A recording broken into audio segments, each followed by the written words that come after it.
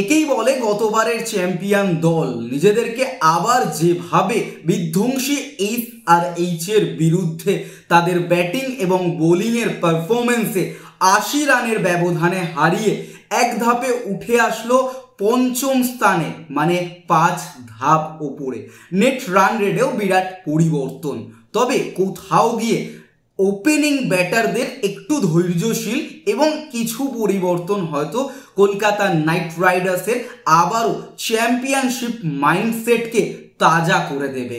অবশ্যই আমরা এই ভিডিওতে ডিটেলস ডিসকাস করতে চলেছি কিভাবে কলকাতা নাইট রাইডার্স আজকের ম্যাচে পারফরমেন্স করেছে। তবে তার আগে তুমি যদি ক্রিকেট সমর্থক হও অবশ্যই তোমার মন্তব্য কমেন্ট বক্সে কমেন্ট করে জানিও।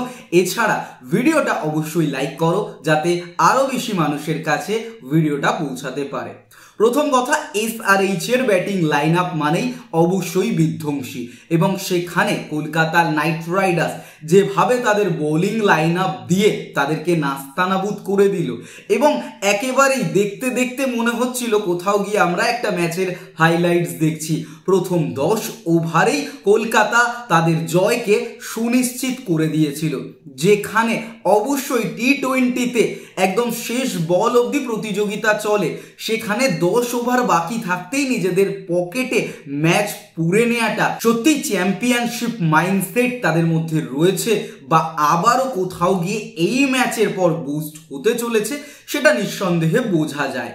প্রথম ব্যাট করে তাদের ঘরের মাঠে 200 রানের একটা টার্গেট সেট করে কলকাতা নাইট রাইডার্স, যেখানে কুলটিন ডিকক কিন্তু 6 বলে 1 রানে আউট হয়েছেন এবং সুনীল নারিন 7 বলে 7 রানে আউট হয়েছেন। অর্থাৎ কলকাতা নাইট রাইডার্সের ওপেনিং জুটি আজকেও ব্যর্থ হয়েছে। আমার মনে হয় এখানে সুনীল নারিনের জায়গায় অন্য কাউকে ট্রাই করাটা অবশ্যই দরকার।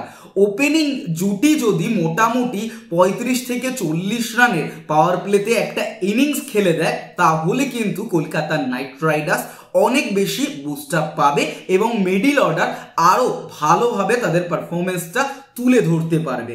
পরবর্তীতে ক্যাপ্টেন অজিঙ্কে রাহানে সত্যি অধিনায়কের মতো একটা ইনিংস খেলেছেন, 27 বলে 38 রানের। আঙ্গা কৃষ্ণ তরুণ ক্রিকেটার এই মুহূর্তে প্রতি ম্যাচে তাকে ধারাবাহিক দেখাচ্ছে।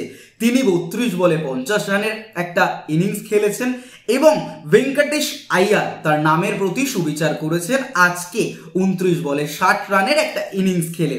অন্যদিকে অপরাজিত ছিলেন কিন্তু 17 বলে 32 রানে রিঙ্কু সিং।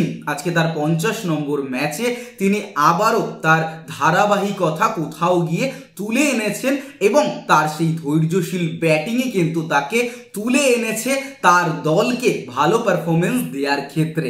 এবং অন্যদিকে আন্দ্রে রাসেল 2 বলে 1 রান করে একটা রান আউট হয়েছেন ক্লাসেনের কাছে। আজকে SRH এর হয়ে একটি উইকেট নিয়েছেন মোহাম্মদ শামি, একটি উইকেট নিয়েছেন কামিন্স এবং অন্যদিকে দাঁড়িয়ে আনসারি একটি উইকেট, হর্ষল প্যাটেল একটি উইকেট এবং মেন্ডিস একটি উইকেট নিয়েছেন। অন্যদিকে কলকাতা নাইট রাইডার্স যে 80 রানে তাদের জয়টাকে বেঁধে ফেলেছিল সেখানে দাঁড়িয়ে কিন্তু কলকাতা নাইট রাইডার্সের বৈরব আরোরা 4 ওভার বল করে 29 রান দিয়ে 3টে উইকেট তুলে নিয়েছেন। হর্ষিত রানা 3 ওভারে মাত্র 15 রান দিয়ে 5 এর মধ্যে তার ইকোনমিকে বেঁধে রেখেছেন এবং একটি উইকেট নিয়েছেন।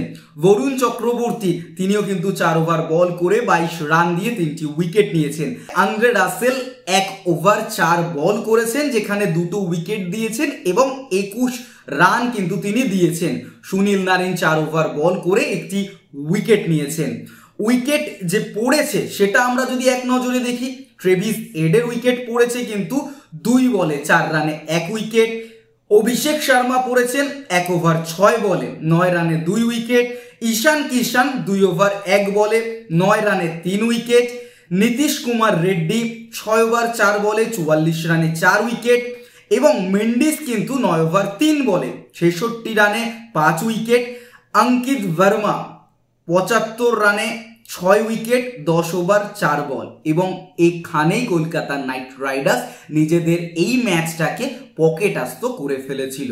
আজকের ম্যাচ নিয়ে তোমাদের কি মতামত অবশ্যই কমেন্ট বক্সে কমেন্ট করে জানাও। দেখা হচ্ছে আগামী ভিডিওতে, আর ভিডিওটা অবশ্যই লাইক এবং শেয়ার করে দিও।